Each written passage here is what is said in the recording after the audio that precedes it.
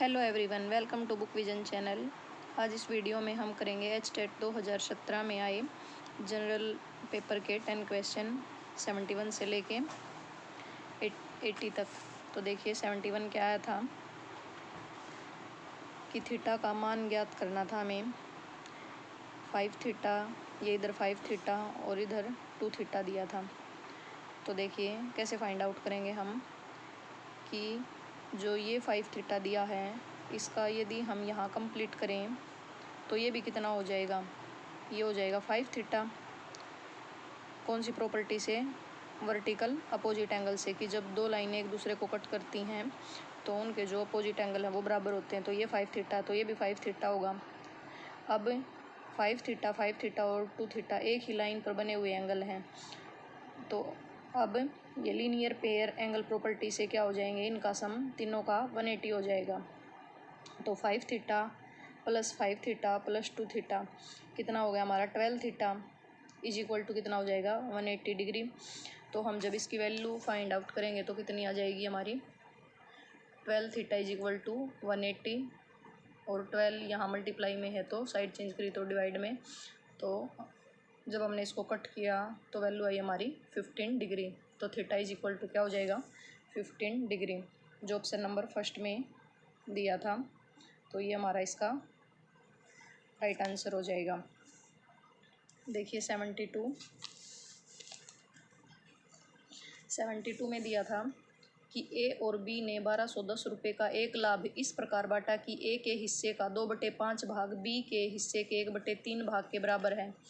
तो बी को कितना धन मिला, कि टोटल जो लाभ हुआ है वो तो कितने का हुआ है 1210 रुपये का, और ए के 2/5 भाग को किसके बराबर बताया है, बी के 1/3 भाग के, कि जो ए का 2/5 भाग है वो किसके बराबर है, बी के 1/3 भाग के बराबर।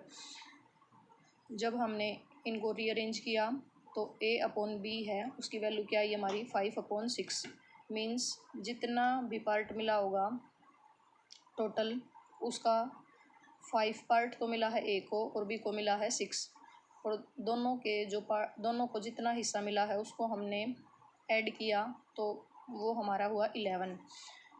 हमें बताना था कि बी को कितना मिला, तो बी को टोटल जब 11 पार्ट किए उनके लाभ के तो कितना मिला, 11 में से 6 और 1210 में से निकालेंगे तो मल्टीप्लाई करेंगे। जब इसको कट किया तो वैल्यू आई हमारी 660, जो ऑप्शन नंबर 4 में गिवन था। नेक्स्ट देखिए, ये बताना था इसमें कि जो ये चित्र दिया गया है इसमें त्रिभुजों की संख्या ज्ञात कीजिए। तो जब हमने इसको कैलकुलेट किया तो इसमें टोटल जो हमारे ट्रायंगल है वो निकल के कितने आए 19। तो ऑप्शन नंबर 2 हमारा इसका राइट आंसर होगा।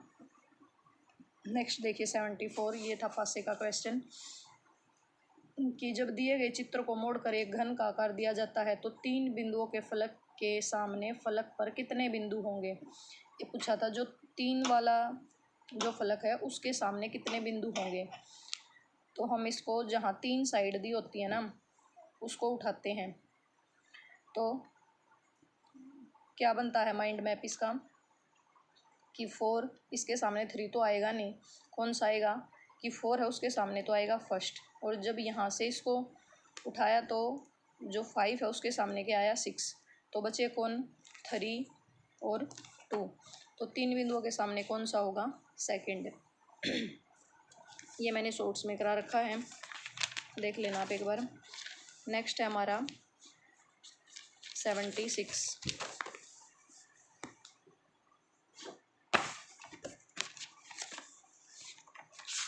देखिए क्या था 76 में, इसमें दिया था कि अपने घर से शुरू करते हुए सविता पश्चिम की ओर 8 मीटर गई, फिर दाएं मुड़ी और कितना चली 15 मीटर, फिर वह पूर्व की ओर 20 मीटर गई, इसके बाद हॉस्टल पहुंचने के लिए 20 मीटर दक्षिण चली।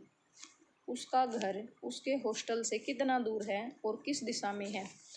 दूरी बतानी भी थी और दिशा भी बतानी थी कि किस दिशा में है। तो देखिए इसको ड्रॉ करेंगे हम, कि स्टार्टिंग में क्या दिया है कि अपने घर से शुरू करते हुए सविता कहाँ चली है? पश्चिम की ओर। और कितना चली है? 8 मीटर। फिर वो कहाँ मुड़ी है? दाएं। दाएं क्या हो जाएगा हमारा? क्लॉकवाइज। तो वो क्लॉकवाइज डायरेक्शन में कितना गई है? 15 मीटर। फिर वह पूर्व की ओर, वहाँ से वो गई है अब पूर्व की ओर। और कितना गई है? 20 मीटर। तो 8 मीटर तो इसके सामने हो जाएगा और आगे कितना हो जाएगा?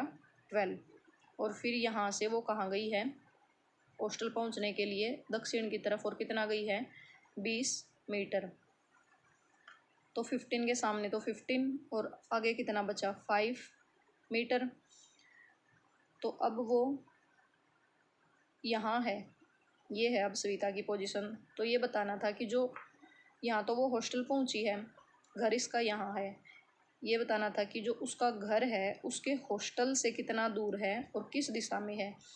तो इसके रेफरेंस में जब ये डायरेक्शन देखेंगे तो ये कौन सी हो जाएगी? इसको आप आगे बढ़ा के देख सकते हैं, ऐसे समझना है तो कि ये कौन सी डायरेक्शन हो जाएगी? नॉर्थ वेस्ट, उत्तर पश्चिम। और ये क्या बन गया हमारा? एक राइट एंगल ट्रायंगल।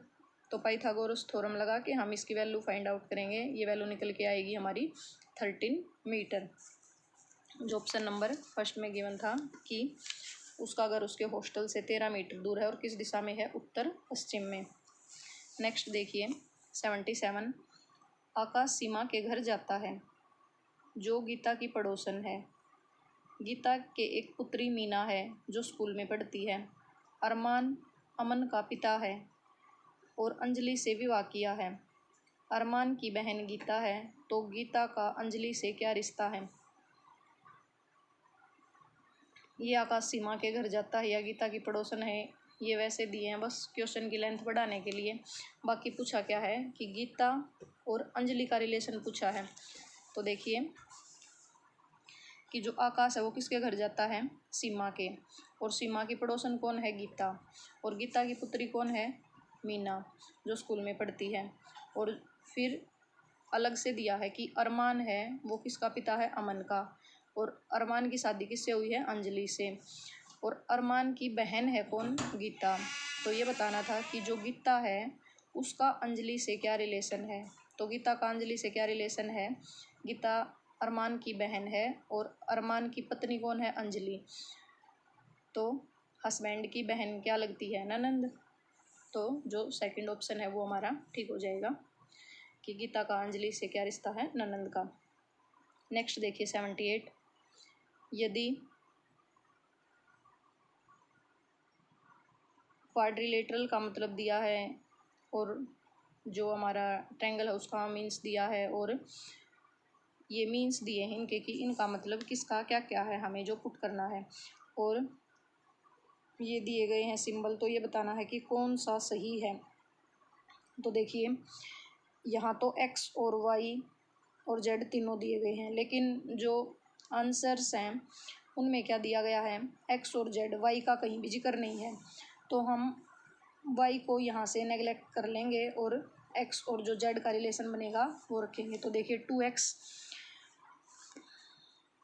और जो ये दिया है ट्रायंगल, इसका मतलब क्या है कि ग्रेटर देन, कि 2x ग्रेटर देन किससे है? 3y से। और जो ओ दिया है उसका मतलब क्या है? इक्वल। तो 2y किसके इसका मतलब रखेंगे यहाँ पे इक्वल। तो 2y इक्वल है जेड के। तो यहाँ से y की वैल्यू क्या हो जाएगी? y is equal to z upon 2। तो जो y की वैल्यू आई है उसको हम इस इक्वेशन में पुट करेंगे कि 3y था तो y के प्लेस पे क्या रख देंगे? Z upon 2। तो अब यहाँ से दोनों तरफ हम 2 से मल्टीप्लाई कर देंगे। तो 2 से मल्टीप्लाई किया तो 2 × 4x और इधर किया तो 2 से 2 कट 3z। तो ये ऑप्शन नंबर हमारा 4th में दिया था, तो ये हमारा राइट आंसर हो जाएगा। नेक्स्ट है हमारा, यदि हेटर्स का कूट शब्द ये है और एरी का कूट शब्द ये है तो कूलर का कूट शब्द क्या है? ये कोड बताना था हमें।